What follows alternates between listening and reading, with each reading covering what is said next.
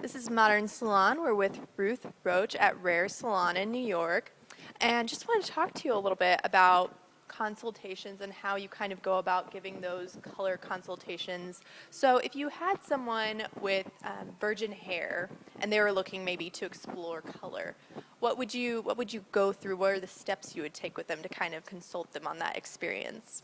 All right, well, first, is that your natural color? It is. Not fair. This is my natural color, too. Oh, yeah, it's I beautiful. naturally achieved it in a short amount of time. It's a blessing.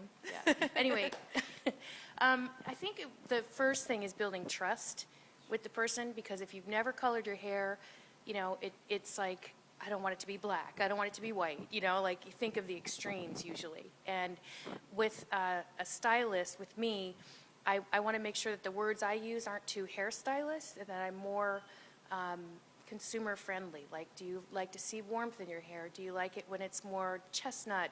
Using words like that as opposed to red brown. Do you like red brown? Do you want it to be red?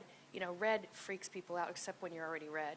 It doesn't freak us out, but in general, the words that we use need to be much more consumer friendly, and pictures are a great way to describe and show what you like, what you don't like, because sometimes showing what you don't like is more important than showing what you do like, so that people get an idea of, okay, that's one parameter there, here's another one here. We're narrowing the window of what you're comfortable with, and what you want. So what might you start with in terms of making kind of recommendations? Would you want someone to go full color, whole head of hair, maybe start with highlights or that kind of thing? What would you kind of recommend?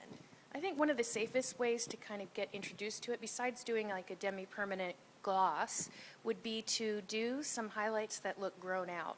Like, I don't want to say the word ombre, but I'm going to, in that it has more lightness towards the ends, as it would if you were out in the sun, right? You wouldn't come right from the roots, so that it feels more natural and it feels more lived in than something that's shocking and overall and such a big commitment.